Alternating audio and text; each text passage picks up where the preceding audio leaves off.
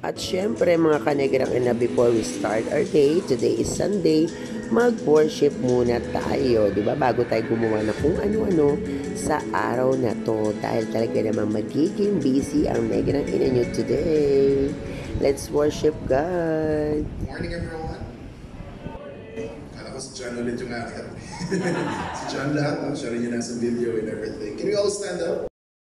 At ayan naman po mga kanegrang ina, nag-take over ako kay Ate Francesca para magbantay kay Zion kasi may bukod na place ang mga bata pagka Sunday.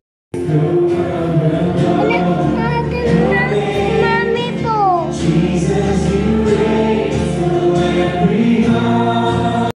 So ayan na nga mga kanegrang ina, nakahanap tayo ng supplier natin ng pansit bato.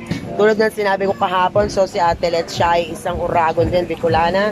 Kaya naisip ko talagang Bicolana ang hanapan ng pansit bato kasi yun po ay talagang galing ng Bicol. So ayun si Ate Let, may supplier ng pansit bato, sa kanya na ako lagi kukuha, no? Ayan, so ito yung kanyang pansit bato. And then nakatabi na din yung aking pinareserve pero bukas ko pa kukunin. Timing na nandito siya kasi bukas hindi siya ang nandito. So bye guys, salamat!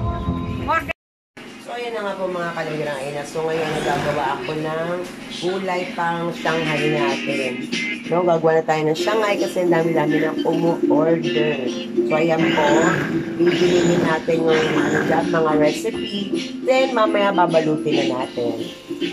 So ayan na nga mga kanegrang ina, natimpla na natin yung ating Shanghai. So nagpuprito lang ako ng ilang piraso para matikman natin kung tama ba yung lasa niya, hindi matabang, hindi maalat. Mamaya babalutin ko na yan. Binababad ko talaga yan kasi pa sa mga ricado para timplang yung kumapit yung lasa niya. Diba? Para pag niluto, malinam-nam talaga. So, later! Ay, mga kanegrang ina, so ayan, nagbabalot ako ng Shanghai kasi pwede kang umorder ng hilaw, pwede kang umorder ng luto. So, may order tayo ng luto. Ayan. As what you can see, 5 piso yan, di ba? Kaya affordable. Ayan, tumatalsik pa. So, meron akong Buena Mano. Hindi pa ako tapos magbalot. No?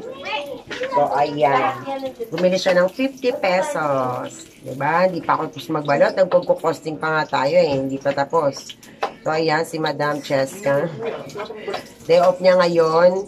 Hindi na natin kailangan pagsigawan yan. Diba? After church, namili kami. Tapos ito nga, kasi si Sir Shera din is Shanghai na. Kaya kailangan kong gumawa. Marami tayong order. So ito guys, 5 piso lang to. Diba? O, carry. Sunod, gagawa tayo ng Shanghai rice. Diba? O, pak, may umorder ng 50 pesos. Dito lang to, order to ng aking bunso na si Cristo Allen Paul. No, yun po. So, magbabalik ako kasi ako'y nagbabalot pa. Bye! At ayan na nga po mga kanegrang ina. Kita-kita nyo naman, nagpa-practice si Zion. At very interested din si D-Boy sa kanyang hawak na instrument. So, from now on, ay ititrain siya ni Cristo sa pagtutugtog. Galit ang itsura ng buwak.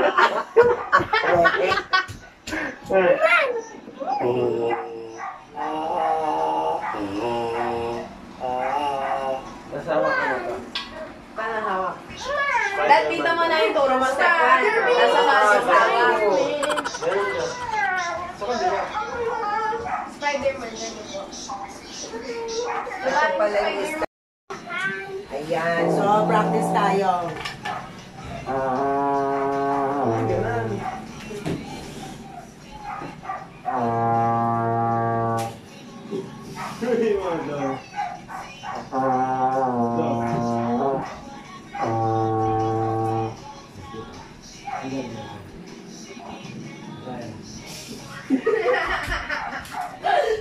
Nakatawa ko sa inyo. Kasi yung ukulele gusto ko matutunan.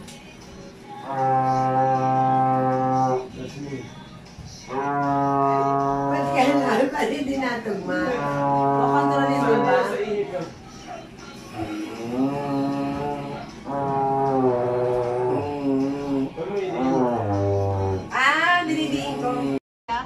paano masabi?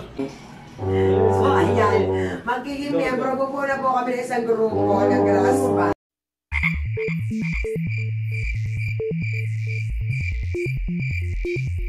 Sige, gawin natin yung gusto ko rin. At ang aming coach na si Cristo, ayan. Isalin mo na, ako pala. Makingitin na kayo. Ayaw daw niya siya mangingitim, Diyos ko po. Naman, padas po ni Mami.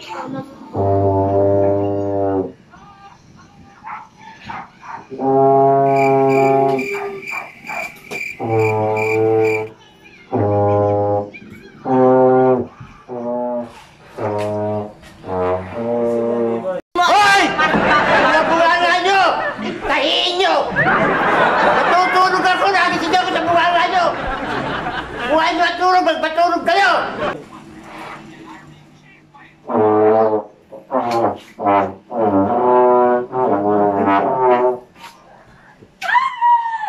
Anong masasabi mo sa pag-ihip? Ako, tatry ko. Teka lang. Ate, tama na. Ako naman. Yung pabasa. Ganaan. Ganyan ako. Paano? Ganyan. Spider-Man po. Spider-Man. Ay, wala mo muna ba? Bro, Kapag ba ako hindi nag-toothbrush? Bahala ka sa buhay mo. at tapos,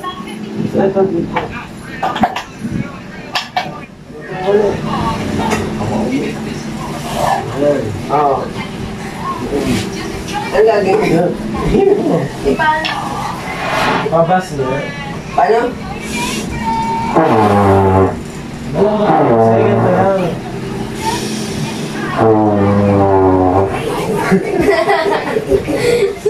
Dali na. Huwag mo ididikit ako. Dali. Dali lang, isa ba? Jai, ngayon lang natin mga naman.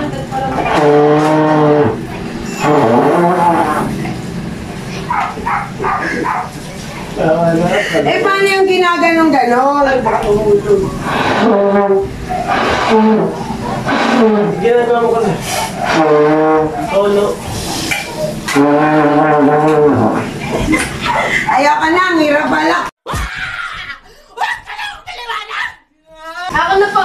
So, ayan. Ayan. Hindi ba na-video? Ayan mga kalegrang ina may tutorial. Si D-Boy. Boy. Ito, si Zion mo na, si Zion. O si Zion. So ayan, may mga pangarap maging member ng grass band. Brass. Ay, brass band. Bahala ka sa buhay mo. Sorry, brass band para grass band. Alam mo, piginda mo. Ay, so ayan si Zion. Grabe ba? Ayan. Wow. Shout out po. Ayan. Ayan. So, busy-busy yan si Cristo sa pagtugtog. Saan nga ba kayo tumutugtog, anak? Sa mga pistahan ko at kung Ay, pwede. opening katsan pa po. Ayun, kahit saan pa. So, paano nila kayo makukontak pag willing silang kunin yung group nyo? Ano po, visit the page po ng Cesar Perez Blasot po. Ay, ang pangalan po pala sa page ay CPPBB. Ayun, CCPBB. Grabe yung resulta sa nguso ko ng pag-ihip ko. Ano ulit? CPPBB. CCPBB. CPPBB. CPPBB, yon guys, CPPBB. Pag gusto nyo sila ma-experience kung paano tumugtog ang kanilang grupo. And then, pwede nyo i-search ang Cristo Molinyawe. So, yan po para makipag-contact kayo, coordinate kayo sa kanya, if ever na gusto nyo marinig ang napakaganda nilang pagtutugtog. So, ayan, nagkaroon tayo ng tutorial. Medyo pons ako sa pagbabalot ng ating Shanghai. But I have to go now first kasi, ayun. Ayan. Ayun po, kontakin nyo lang. Para mas madali, hanapin nyo po si Cristo Muliñabe sa Facebook or you can message me pagka gusto nyo po na ma-experience ang kanilang pagtutugtog. So, ginagawa niya yan nung siya po ay grade 4 pa lang. Doon siya nag-start na magtugtog. Ano yon? Drums and lyre before, no? So, before po, drums and lyre. Ayun. Tapos, kinarir niya na po talaga. So, nagiging ano niya na rin yan, bread and butter sa ngayon. So, talaga namang napakagaling. Sunod, ipapakita ko sa inyo yung videos niya nung maliit pa siya, paano siya tumugtog. Talaga namang nakamonitor tayo noon. Pero hanapin ko yung iba ko pang mga video. Sige, ang daming boses, no? Kasi, ayan, busy-busy tayo. Sobra. So, ngayon lang tayo nagiging busy ng ganito pag Sunday. Kung nakikita nyo everyday, lagi lang ako. So, isang ang bagsak dyan ng happy birthday. Happy birthday! Dali!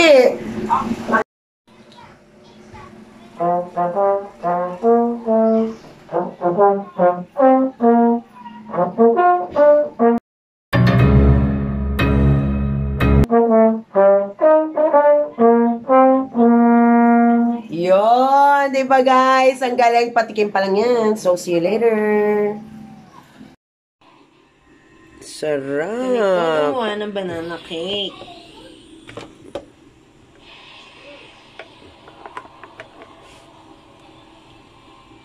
Yummy. Wala lang siyang chocolate. So, ayan mga kanegrang ina, bago natin tapusin ang vlog na to, meron pang isa. Ngayon naman, siya naman ang master chef sa kusina. Si, Ate Francesca. So, magluluto siya ng banana cake. Ayan, di ba? Kasi nga naman, basta may chika ako.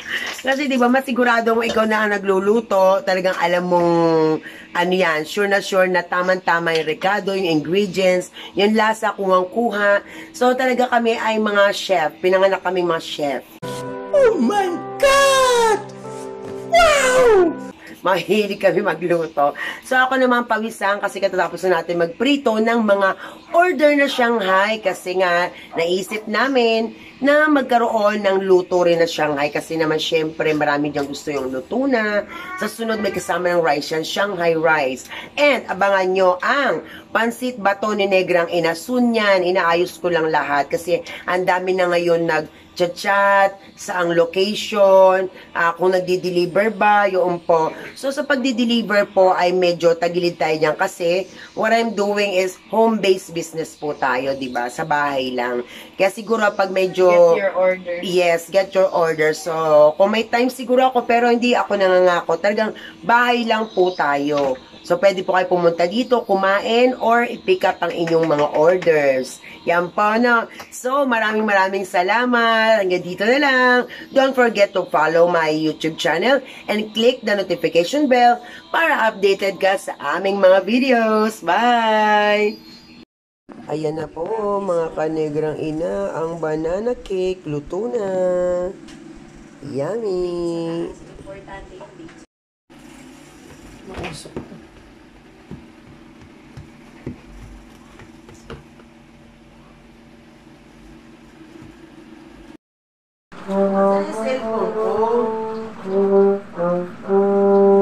Mami, sino pa nagbili nito? Nakita mo charger ko dito. Alright.